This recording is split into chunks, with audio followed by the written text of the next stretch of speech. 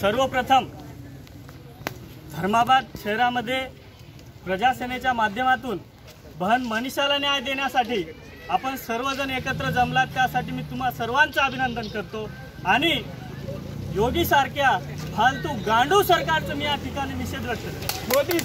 मोदी सरकार मुर्दाबाद मुर्दाबाद मुर्दाबाद मोदी सरकार मुर्दाबाद मुर्दाबाद मुर्दाबाद।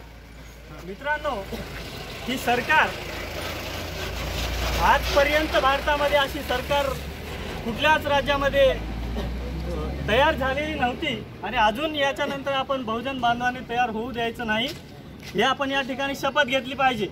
त्यासाठी सर्वप्रथम जे ईव्हीएमच्या माध्यमातून हे फ्रॉड करून हे सरकार निवडून येत आहे, संपूर्ण केंद्रामध्ये असो राज्यामध्ये असो, या ईव्हीएमच्या नाजायज अवलादीच्या सरकारला आपण इथून पुढच्या इलेक्शनमध्ये बिलकुल बायकॉट केलं पाहिजे। आणि बहुजन जे नेते आहेत, बहुजन समाजातील जे पुढारी आहेत, त्यांना आपण बॅलेट पेपरच्या माध्यमातून निवडून देण्याचा या ठिकाणी निर्धार करूया। ईव्हीएम मशीन बंद करो, बंद करो, बंद करो, ईव्हीएम मशीन बंद करो, बंद करो, बंद करो।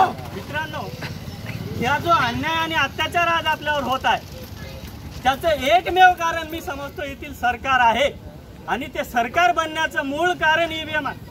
म्हणून आपण डायरेक्ट मुळाला हात घातला पाहिजे। आपण निषेध व्यक्त करू, आज मनीषाचा करू, 14 वर्षापूर्वी खैरलांजीच्या बहीण प्रियंकाचा निषेध व्यक्त केला होता, उन्नावच्या बहीणचा आपण या ठिकाणी निषेध, त्या ठिकाणी त्या आरोपींचा निषेध व्यक्त केला होता। किती वर्ष चालणार? यासाठी माझी विनंती आहे, ही जी ईव्हीएमच्या माध्यमातून बनलेली नाजायज सरकार आहे, त्या सरकारला आपण पाडण्याचा निर्धार करूया। लाल बळवंती सरकार। मित्रांनो, मी जास्त यासाठी बोलणार नाही, कारण आपण सगळेजण उभे आहात आणि पावसाचं वातावरण आहे। मी आमचे मार्गदर्शक, आमचे गुरुवर्य माननीय अरुण कुमार सूर्यवंशी सर, राष्ट्रीय अध्यक्ष प्रजासेना, यांचं मी अभिनंदन व्यक्त करतो आणि आभार मानतो की त्यांनी आम्हाला इथे बोलण्याची संधी दिली, हा स्टेज आम्हाला त्यांनी उपलब्ध करून दिला।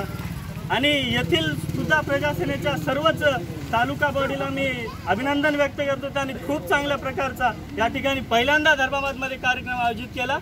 आणि एवढं बोलतो आणि माझे 2 शब्द थांबवतो। जय भीम।